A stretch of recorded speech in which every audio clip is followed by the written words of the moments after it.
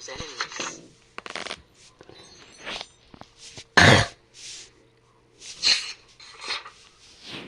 One night, deep in the jungle, where Father Wolf, Mother Wolf, and their little wolf pups lived happily, the cries of men could be heard in the distance.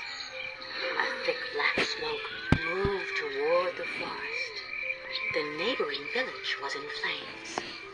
Father Wolf and Mother Wolf pushed their little ones to shelter far inside the cave.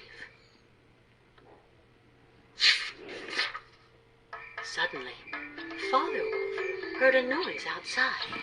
He went out cautiously and found, to his surprise, a child crying at the cave's entrance.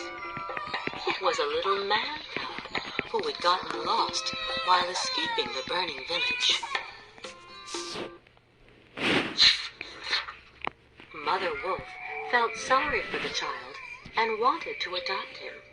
But in order to do so, they had to get the approval of Akela, the wolf people's leader, for men had always been the wolves' enemies. The next morning, on Council Rock, Father Wolf presented the child to Akela and the pack. Baloo, the brown bear, and Bagheera, the black panther, were also there. Everyone accepted the child, whom Mother Wolf had named Mowgli. 10 years went by. Mowgli had grown up amongst the wolf cubs. Bagheera and Baloo were Mowgli's teachers. The brown bear taught him to enjoy the good things in life.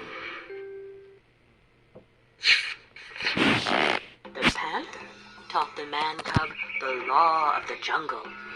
He warned him about hunters, and especially about Shere Khan, the man-eating tiger who had always dreamed of eating Mowgli. He told him that, when it came to his enemies, his most powerful weapon would be the red flower that grows at night in the huts of men. Fire. Bagheera had also taught him to watch out for the monkey people, as they were sly, jealous creatures. The 8th king dreamed of emulating men and wished to have, like them, a red flower. One day, as Mowgli walked through the forest, the monkeys attacked him. The child defended himself bravely, but he was outnumbered. They took him prisoner and led him to their city far from the jungle. Worried when Mowgli didn't return from his walk, Baloo and Bagheera set off in search of him. The big snake, Kaa, who knew all of the forest's secrets, told them that the monkeys had kidnapped the little man cub. The snake offered to go with the two friends on their quest to save the boy. When they arrived in the monkey city, the 3 companions found poor Mowgli tied up, surrounded by menacing baboons. Bagheera and Baloo immediately attacked them. The apes responded by screaming, jumping in the trees, and swinging from the vines. Just then, Kaa hissed loudly. The terrorized monkeys scattered.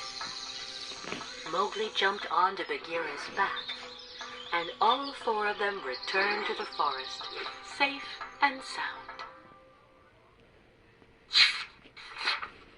Shere Khan had always wanted to eat the little man cub, and so he had waited for Akela, the boy's protector, to get too old to lead the clan. One day, while tracking a large stag with the wolf pack, Akela let his prey get away.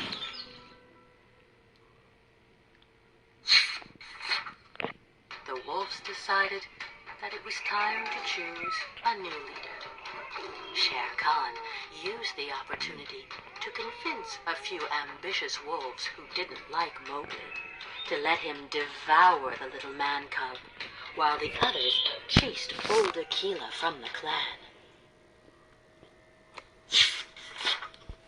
When he noticed that almost all the wolves abandoned Akela to gather behind Shere Khan, Mowgli got very angry. He then did what Bagheera had always advised.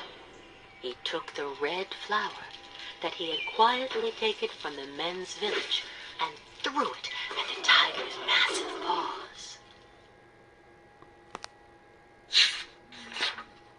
The fire immediately devoured the twigs and then the brush. Terrified by the flames, Shere Khan hid beneath a rock. Mowgli walked toward him, a burning stick in his hand. He hit him hard on the head and grabbed him by the beard to show the wolves that the tiger was just a coward who didn't deserve to lead them or to reign over the jungle. On Council Rock, Mowgli, Bagheera, Akela, and the loyal wolves watched the deserters disappear deep into the jungle. Just then, the man cub felt something warm and wet on his face, and his chest heaved uncontrollably.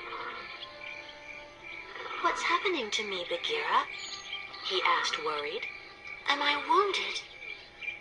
"No, Mowgli. You are crying like men cry. This means that the time has come for you to leave the jungle and return to the world in which you were born." Before leaving, Mowgli returned to the cave where Father Wolf had found him years before. He wanted to say goodbye to his wolf family, with whom he had lived so happily. "Don't forget me," he said to his brothers. "I will return." "We won't forget you, and we'll visit you at night, just outside the village." After hugging Mother Wolf one last time, Mowgli went down the hill alone to that mysterious world from which he had come, the world of men.